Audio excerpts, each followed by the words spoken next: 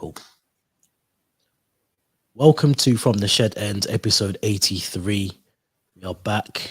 We're both smiling, which means it's almost the weekend. Whether that's a good or a bad thing, if you're a Chelsea fan, we don't know. But Theo, how you doing?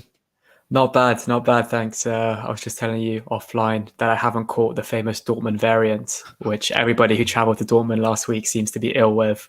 I'm okay, haven't caught a cold, but I feel like you just mentioned that your voice is slightly croaky and you're not feeling as 100% as me.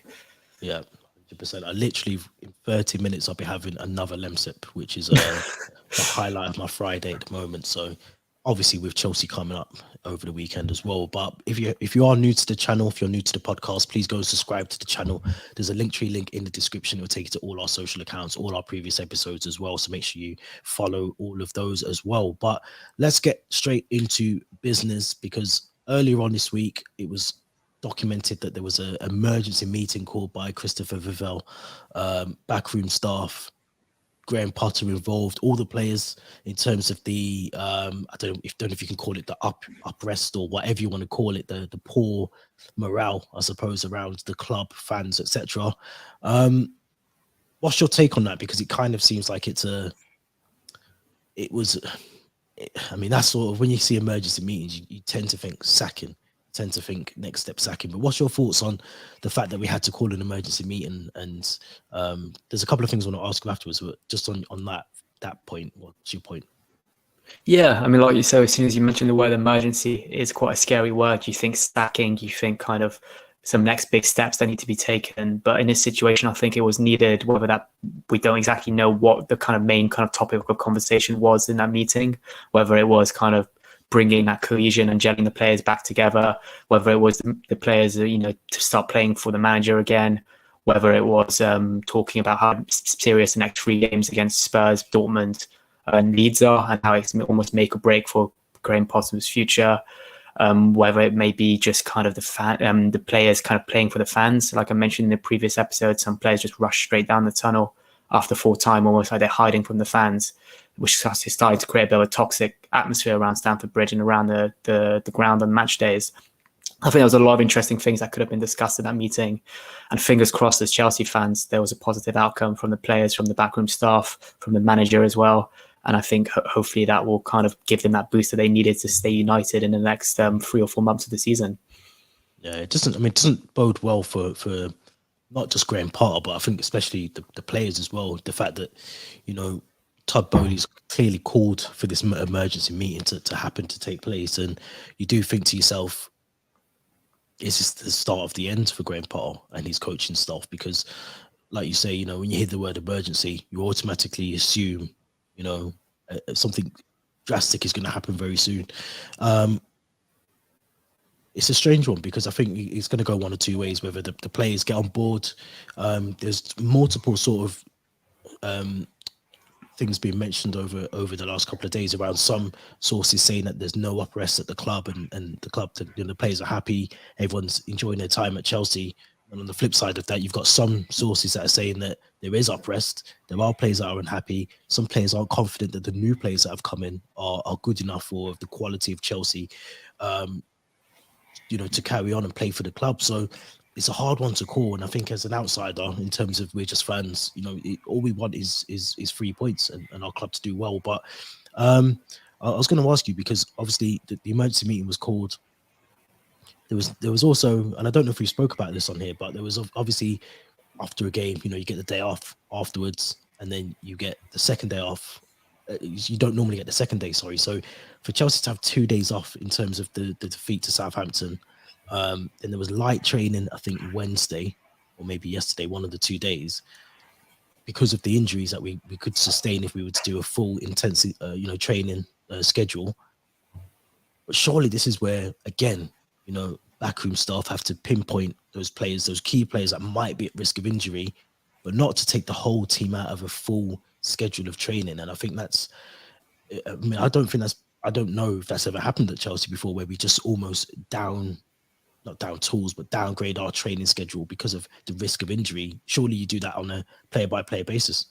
Yeah, it made zero sense for me. I know Potter said it was planned months in advance to have that specific, I think it was a Monday, where the players wouldn't train. But we're not in the Carabao Cup anymore. We're not in the FA Cup. Our next Champions League midweek fixture is not for another 2 weeks or so. I don't know why we're giving breaks to the players. We need every single training session and make it count at the moment, because the results aren't happening on the weekends. And I'm a bit baffled why that happened. Like Potter maybe mentioned, he wants to reduce the amount of injuries. But if that was Mourinho, if that was Conte, if that was Tuchel, I hate bringing up these past managers, but he'd call them straight back, all the players straight back into the training ground the next day after an embarrassing defeat to Southampton at home. So I don't know if that's just Graham Potter's kind of relaxed personality of just, not really wanting the players to have a break to reduce injuries, or if it's something that was planned months in advance. But either way, you got 5 days a week. We work 5 days a week. You'd expect the players to work 5 days a week as well on a training pitch. Yeah, I think as well, if the results aren't coming in, double training. I think there should be more. There's clearly something that we're not doing, or we're not implementing during the game. Whether that's happening in training or it's not, something clearly isn't happening. So I think, something needs to change, obviously. And there seems to be a lot of unrest at the club at the moment, off field and on field as well. Like you said, I can't remember a season where, players are getting booed off or they're getting booed onto the pitch. It just doesn't happen at Chelsea. In my days anyway, it's never really happened where, players are being booed, or a multiple group of players are being booed off the pitch, or there's been, I don't want to call the word hate, but there's been so much discontent, I suppose, for the manager to be at the club. I can't remember the last time we wanted the manager at the club, or some fans want the manager at the club. It just doesn't seem like anything is going right for Graham Potter at the moment, and also the players.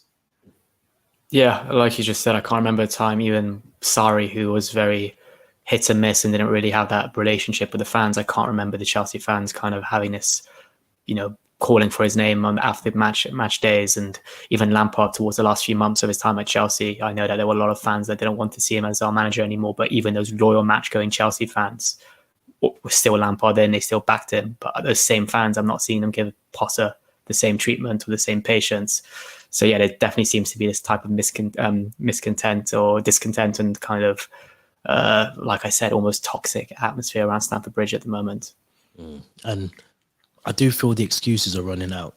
And I don't mean excuses from Graham Potter. I don't mean it from the player. I just mean, speaking to other Chelsea fans as well, first of all, it was, we needed an Enzo Fernandez, and we've got him now. Then it was Reece James isn't in the team and Ben Chilwell's not in the team. We've got them back now. So N'Golo Kante, another player we're going to talk about next, is now back in training. I'm sure he won't be on the bench, or he won't be featured on Sunday, but you'd expect him maybe. I think it's Leeds in maybe Leeds the game. Leeds is after that, I think. So you'd expect him maybe to be on the bench for that game. But the excuses slowly have dried up now, because we have to get results. There's no other excuse apart from the players are good enough to play for the manager, and the manager isn't good enough to coach the players. It surely comes down to that ultimately at the end of the day.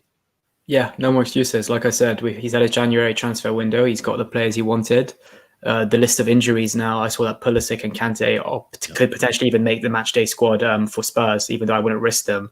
But the only injuries that we have now are Edouard Mendy and I think there's a second name. I can't remember who it was. Armando Broja. I think Armando Broja, yeah. Yep. And obviously Aubameyang, who isn't even featuring in the training pictures that the club are posting on their app.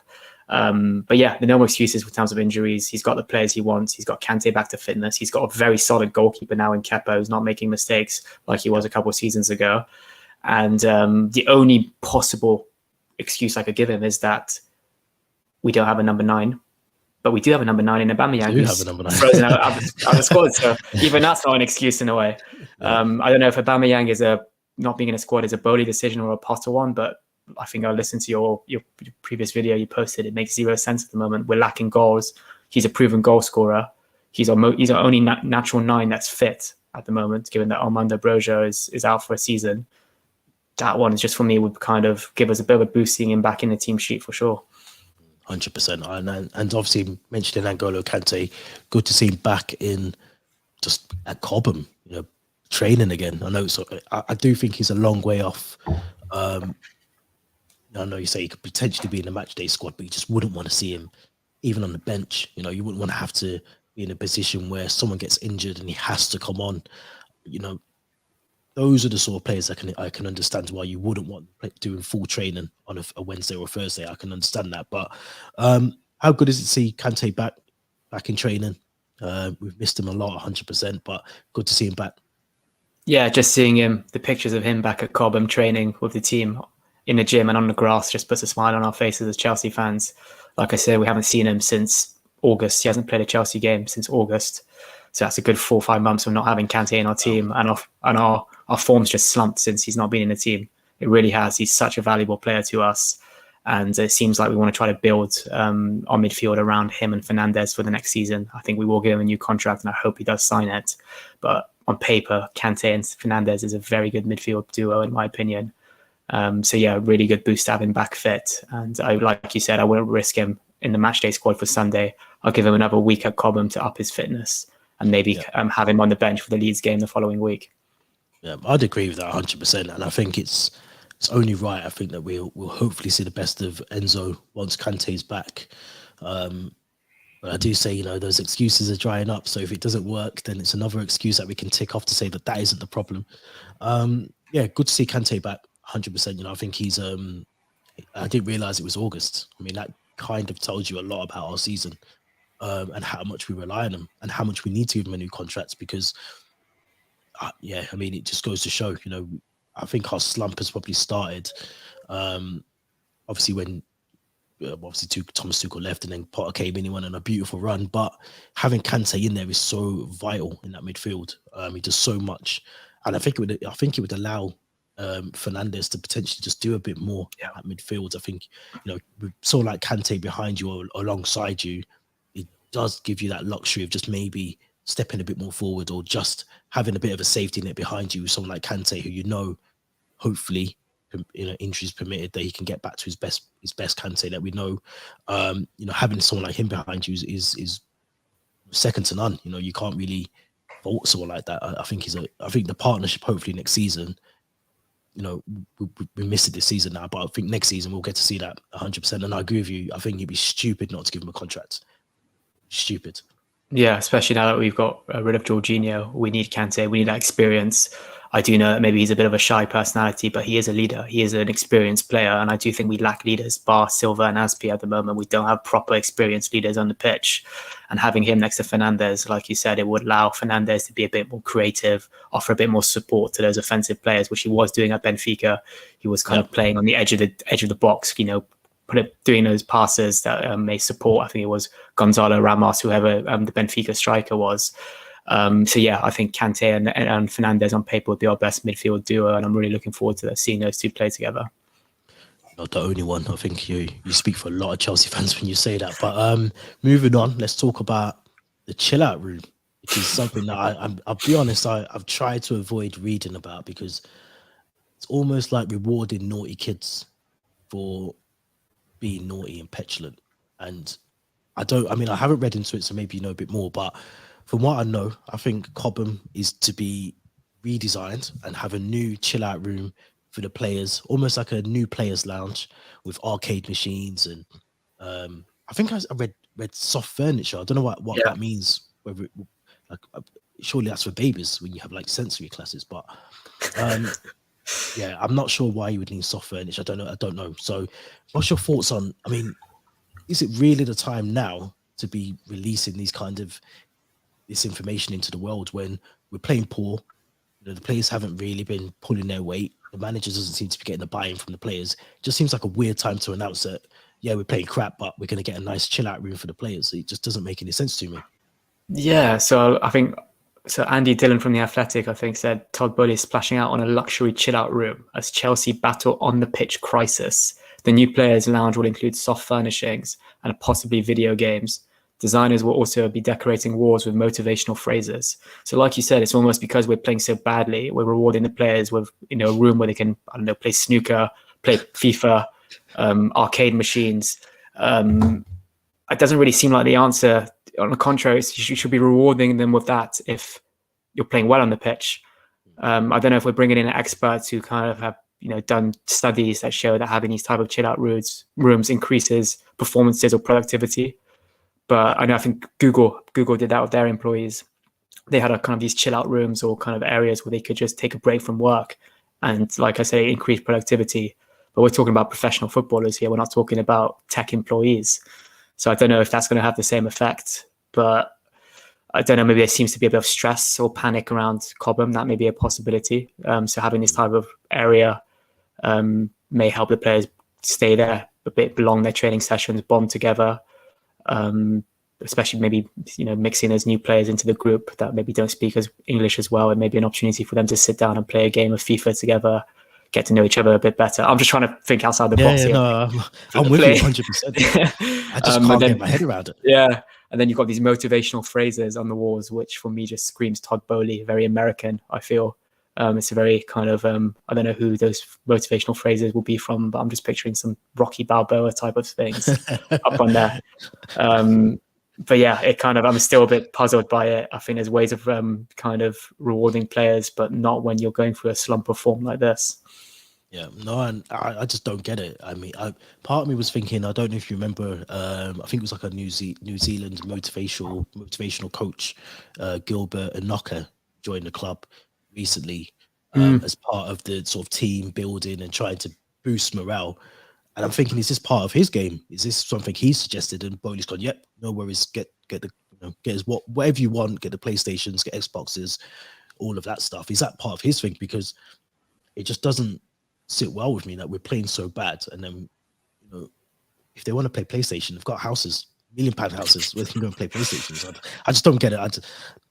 Maybe I'm just old school and I don't really agree with rewarding people for doing nothing. But yeah, I mean, it is what it is. As we always say on here, it's not our money. But I just think, if you're going to spend something, I mean, you picked up a good point before we came online around our set pieces, corners, free kicks. Have we got a set piece specialist coach? Have we got money for that? I'd rather spend it on someone who can teach our players to take corners and then beat the first man and get it into someone, as opposed to paying for Xboxes. But you mentioned that offline around the lack of goals or the lack of threat from our corners and set pieces. What's your thoughts on that? Why do you think that is? Is it just, again, a lack of coaching? Is it just the fact that we don't have any good players that can take corners?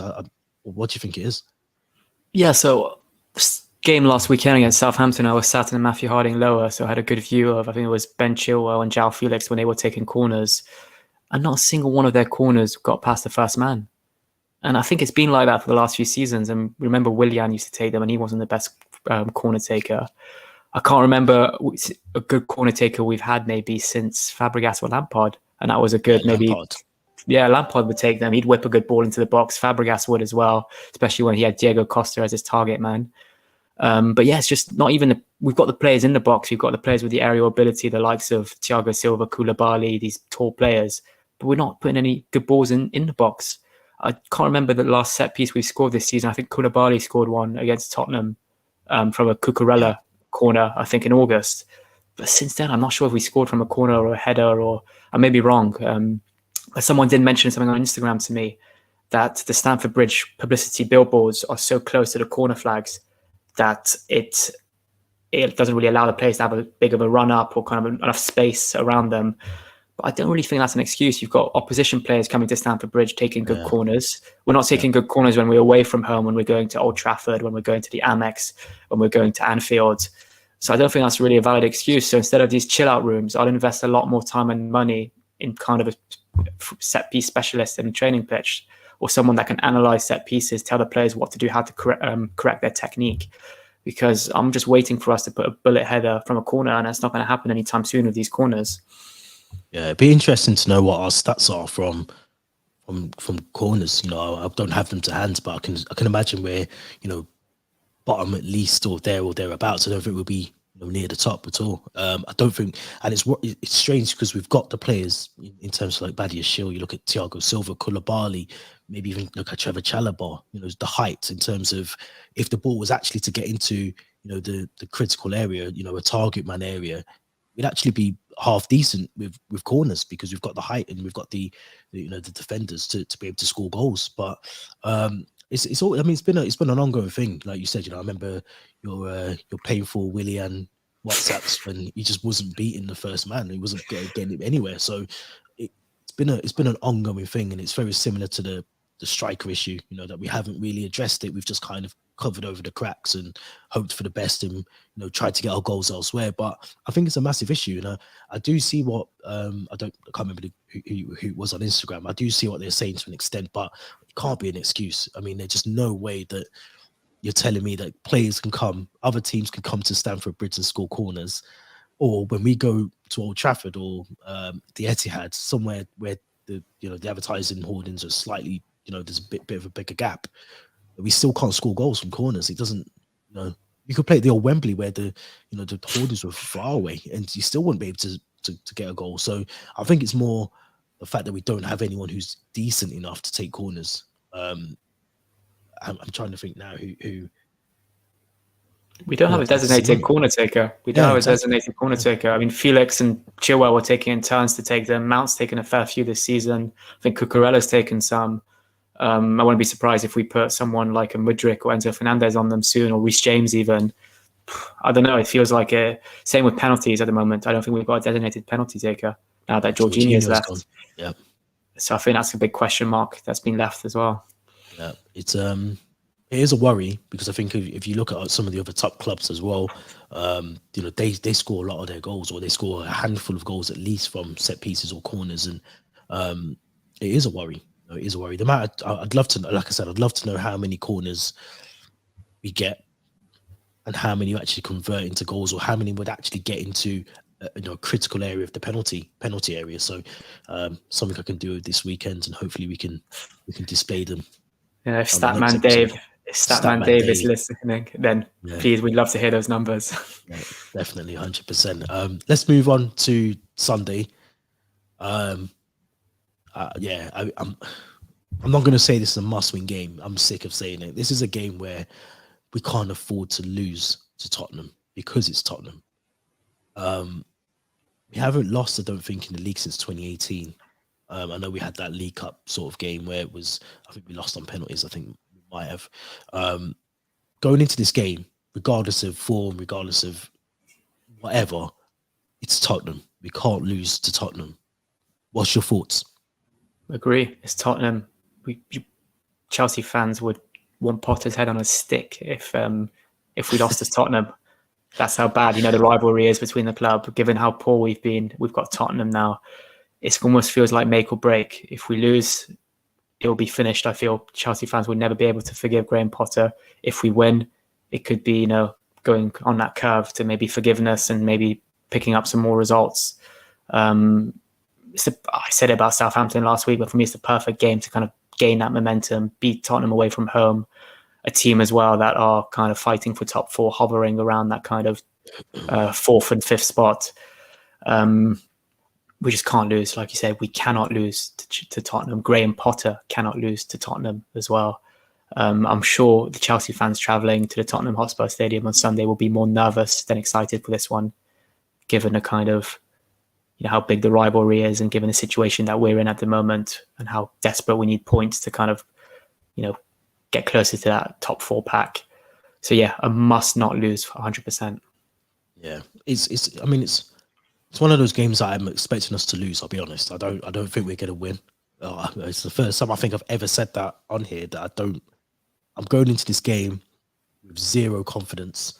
And I think it's going to be interesting how Tottenham line up. I mean, in previous times, I know Conte loves his, three centre backs with the wing backs and the two midfields, and he normally sets up that three of Kane more obviously up the front, and then he'll have Son or I think it was Richarlison in the last game, and then Kulusevski on the right side. But I think he'll go with that, and I think if he does that, I think Graham Potter has to play three centre. He has to match him. He has to play three centre backs. He has to put Reece James and Ben Chilwell as your wing backs. Enzo, Kovacic in midfield. I wouldn't play Madueke. I think that'd be a big game for him to come into at the Tottenham Hotspur Stadium. I'd probably put João Felix on the right, Bamiyang in the middle, and I'd stick with Mudryk, but I really am a bit hot and cold with him, because apart from Liverpool, I haven't really seen enough from Mudryk to convince me that he's worthy of a start over someone like Raheem Sterling. Yeah, Sterling came on against Southampton, had some big chances, had an impact on the game. Mudryk, like you said, since his cameo at Anfield, we haven't seen much of him. I know he was ill for the first half of the Fulham game at home. The West Ham game, I think all the Chelsea fans could see it. He was frustrated that he wasn't getting a service from Cucurella. So yeah, I do think there's a good player there. The Shakhtar owner has come out recently and said that there's a good player there, and we've only seen I think 30% of what he's capable of doing. So I think he's got a very high ceiling and a lot of potential, and we will see it eventually. But I think I agree with you for this game, given how we can't really allow players to kind of time, because we need the 3 points, we need the win, we need them to perform during the 90 minutes that they're playing that game. I'd go with Sterling. So I'd go with Aubameyang as my 9, even though I'm almost 100% sure he won't start Aubameyang, unfortunately. But my predicted or my wanted 11 would be Aubameyang, João Felix, and Sterling. And then my back 3, I'm going to bring Wesley Fofana back into this. I think it's a good game. I was going to ask, just about to ask you if he makes the team, but yeah, for what reasons over who? Because obviously Badiashile, Koulibaly, and Silva would be my back 3, but who would you take out of that back 3 to bring in Fofana? I think I'd take out Koulibaly. I think Koulibaly might have come off at half-time against Southampton, and Fofana got 45 minutes. And for me, that maybe was an indication that this is kind of the chance for Fofana now to play the remaining games this season if he stays fit and doesn't suffer another injury. So I'd go with Badiashile, Thiago Silva, and Wesley Fofana, all French speaking as well. I know Koulibaly is French speaking as well, but maybe that will kind of get them to communicate and have that kind of they all kind of defend as a unit as well. And we saw that at times as well with Zuma, when Silva partnered Zuma. That was a good kind of midfield duo for the defensive duo for the time it lasted. So I think Badiashile, Silva, and Wesley Fofana for the game against Tottenham on Sunday. And who would you go with as your sort of left wing back? Would it be Cucurella? Would it be Chilwell? Chilwell, and right wing back's got to be Reece James. You got to think that Reece James hasn't played football for a week now. He hasn't played since the Dortmund away game. Yep. So there's no excuses for him not being injury or still having being one game away from an injury. I think he needs to play this game, 100%. Yep. I think there'll be questions. I mean, obviously we're recording this literally 30 minutes before the press conference comes out this afternoon, but I think there'll be questions around Aubameyang. I think he's, for me, he's got to be in that squad. I would not be surprised if the press, say the press conference later, ask him about Aubameyang, because we need goals, and we've got a goal scorer. Okay, he's not in favour. He's not the flavour of the month. He's not. But he's one of the best in Europe, or he has been one of the best in Europe. We know what he's capable of. He can't be any worse than Kai Havertz. There's no way he can be any worse than Kai Havertz. Fofana, I do like him, but I think, again, this is a big game, and it's not a game I'd want to take a risk with Fofana to then bring on Aubameyang or bring on, Kai Havertz. I'd rather start Aubameyang, and he'll be up for the game. I mean, let's not forget, he used to play for Arsenal. He'll be up for the game 100%. Yeah, and he hasn't featured, I think, since he was brought on as a sub, then taken off against Man City in the league, I think, early January. So like I've said a few times on this pod, he hasn't played yet with Fernandes, with Mudryk, with João Felix, with all the new signings we brought in January. So I think this is a chance for him now to come back in the team, show us what he can do, which we all know he's capable of doing, and have the service, hopefully, from those new signings that we signed. Yeah, 100%. Before we wrap up, let's do our predictions that we always get wrong, but this season we've got them wrong. Last season we done okay, but what's your thoughts going into this game on Sunday? Are you confident? Are you talking 3-0 again, or are we? Oh no, I'm not confident. I know I was confident last week. I must have maybe had too many coffees that day or something to think we were going to win by 3 goals. But I think it's going to be a low-scoring draw on Sunday. I think, given the rivalry, given our record away to Spurs, I don't think we'll lose. I really hope we won't lose, but I think we'll draw it, and I think it'll be 1-1. I think we're going to lose. This is the first time I've ever generally gone into a game, and I don't really care. I mean, I do care. Obviously, it's Tottenham, but I'm not expecting a win. I'm really not. And I don't think I've ever done that for years and years. And this is the first time I'm actually going to get up on Sunday. And if we lose, we lose. I think I've resigned to the fact that we just aren't going to win anything this season, and we're not going to climb up the table and push for a nice European Champions League spot. I'm happy with it now. I know where we are. I know what kind of team we are, and that's it. So I think 2-0. I don't think we'll score, and it all depends if Aubameyang starts. If he doesn't, it could be 3 or 4. And I'm going to be honest, I think it could be 3 or 4 to Tottenham because we are just lacking goals. And it worries me if we play a back 4. You know, Kulusevski, Richarlison, who likes to rile up certain players and get under people's skin. You know, Reece James on that right side against Richarlison. I just think it's recipe for disaster. I really do. So I'm going to go 2-0 Tottenham. And if we don't start Aubameyang, 4-0. It would be painful to see Tottenham beat us in the league for the first time since 2018. It really would, but I kind of agree with your prediction.